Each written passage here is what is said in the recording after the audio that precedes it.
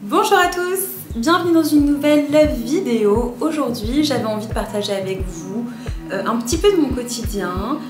Pour les personnes qui me suivent depuis un petit moment, vous savez que je suis le couteau suisse, c'est-à-dire que j'ai plusieurs activités et plusieurs cordes à mon arc. Donc je suis community manager, donc j'aide les entreprises à se développer sur internet.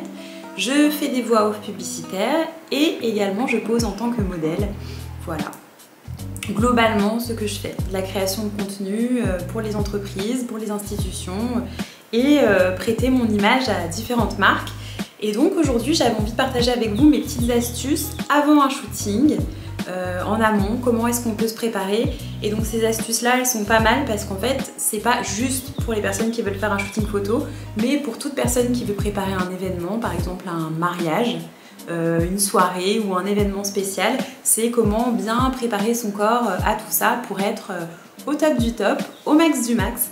Donc mes petites astuces, je vais vous donner les astuces des pieds à la tête, voilà, pour être nickel le jour J.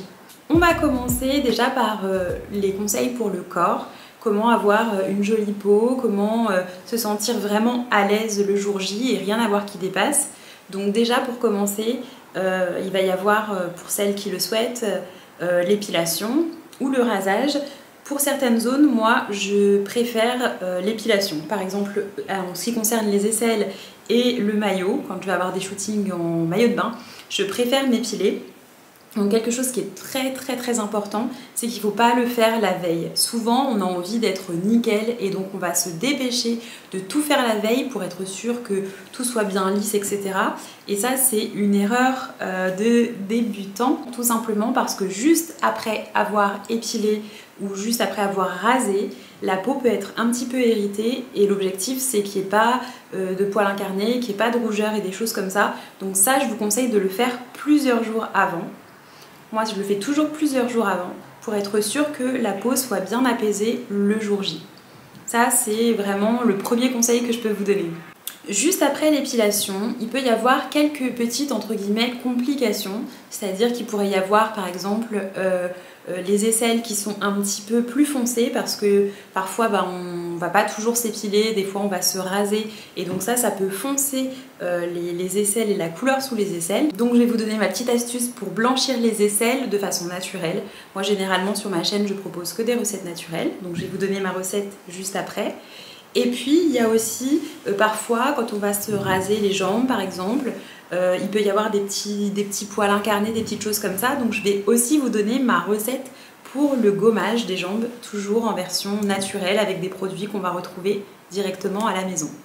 Pour le blanchiment des aisselles, c'est une cuillère à soupe de bicarbonate de soude à laquelle j'ajoute un demi-citron. Après on mélange bien le bicarbonate avec le jus du demi-citron pour former une sorte de pâte et on applique délicatement la pâte sous les aisselles et il faut laisser agir 5 à 10 minutes. Il faut vraiment éviter de dépasser ce temps-là pour pas avoir d'irritation. Pour ce qui est du gommage au miel et au sucre, on met 2 cuillères à soupe de sucre avec 2 cuillères à soupe de miel. On mélange le miel et le sucre pour obtenir une pâte granuleuse et on applique le mélange directement sur les jambes et le maillot. Il faut frotter tout doucement en effectuant des mouvements circulaires pendant environ 2 à 3 minutes.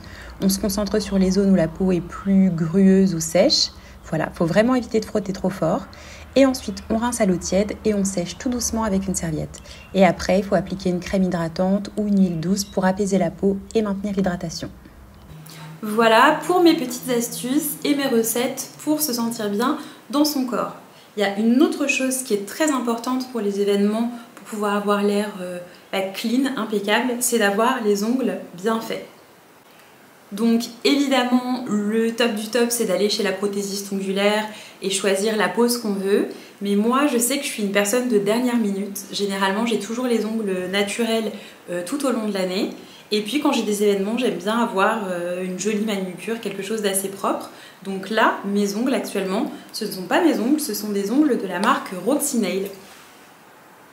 Quelque chose que j'aime énormément avec les ongles Roxy Nail, c'est qu'on peut choisir exactement la pose qu'on veut. C'est-à-dire qu'il y a des ongles qui vont être très longs, des ongles qui vont être plus courts, des ongles colorés, il va y avoir des French. Et du coup, je trouve ça pas mal du tout parce que ça permet de pouvoir choisir un petit peu le style qu'on veut en fonction de l'événement, en fonction du shooting photo qu'on a. Donc moi, j'ai pris des ongles un petit peu nacrés. J'en ai aussi des dorés pour les fêtes. J'ai aussi des ongles pour les pieds, pour les orteils. Donc ça se présente comme ça. Donc c'est une petite boîte, voilà, dans laquelle on va retrouver des ongles, des faux ongles. Donc pour la pose c'est simple, vous vous lavez bien les mains, vous séchez bien vos doigts. Vous pouvez dégraisser l'ongle si vous avez des produits pour les dégraisser. Moi j'ai pas et ça fonctionne très bien, les ongles tiennent impeccablement bien. Dedans on a aussi une petite lime à ongles. Cette petite lime, elle va permettre de limer les ongles juste avant la pose pour que la pose tienne bien, qu'ils soient un petit peu rugueux, qu'ils accrochent un petit peu. Et donc du coup, dedans, on va aussi trouver ce qu'on appelle des gel pads. Les gel pads, en fait, c'est tout simplement comme du scotch double face, sauf que c'est adapté à l'ongle. Donc on va poser le gel pad sur l'ongle, on va bien frotter et ensuite on va pouvoir coller l'ongle qui est de la bonne taille directement sur ses mains. Et à la fin, ça donne ça et je trouve ça hyper joli. Pour ce qui est du visage, c'est un petit peu comme le corps. Il y a des choses auxquelles il faut faire très attention. Tout ce qui va être épilation, comme pour le corps, il va falloir le faire un petit peu avant pour éviter d'avoir des rougeurs, pour éviter d'avoir des petits boutons. Voilà, moi je sais que j'aime bien avoir, j'aime bien épiler ma moustache, que j'aime bien enlever les 2-3 petits sourcils qui se battent en duel. Et donc ça, je le fais toujours aussi plusieurs jours avant pour être sûre d'avoir eu le temps de bien apaiser. Et pour apaiser aussi donc la peau suite aux rougeurs, je vais utiliser le Cicaplast. Donc c'est cette crème là. Et donc cette crème, si je l'adore, c'est que c'est une crème qui est cicatrisante et ça va bien apaiser ma peau. Ce que je vais faire, c'est que je vais même des fois la poser en masque sur mon visage, vraiment pour bien hydrater et pour bien apaiser. Donc il y a la Cicaplast. Ici c'est la Roche-Posay que j'utilise et il y a aussi le Cicalfate. Moi j'ai opté pour cette crème là parce qu'en fait je scanne tous mes produits avec Yuka. Je sais pas ce que ça vaut Yuka, mais en tout cas je scanne quand même mes produits et ça c'était vraiment la meilleure note. Je vais regarder un petit coup les notes justement. Voyons voir comment c'était noté ça. Voilà, c'est ça. Il y a la Cicalfate de chez Aven dont on entend parler énormément sur les réseaux, mais du coup la note elle était de 31 sur 100, ça m'a moins donné envie. Et celle que j'ai ici, là, la Cicaplast, elle est à 90 sur 100, donc c'est pas 100% ok. Mais voilà, il y avait au niveau des ingrédients, plus d'ingrédients qui me mettaient en confiance, donc j'ai pris celle-ci. Voilà pour mes produits et pour les petites astuces. Généralement, avant les shootings, je suis un petit peu dans le rush, donc je prends pas forcément le temps de filmer quand je me maquille. Là, je me suis pas maquillée justement là pour le début de la vidéo parce que je me suis dit que j'allais vous montrer aussi mes astuces maquillage, mais je vais être sincère, j'ai un petit peu la flemme. Donc ce que je vais faire, c'est que soit je vous ferai une prochaine vidéo si ça vous intéresse pour vous montrer un petit peu comment se maquiller de façon très subtile et naturelle. Voilà, avant un shooting photo, quand il n'y a pas de maquilleuse.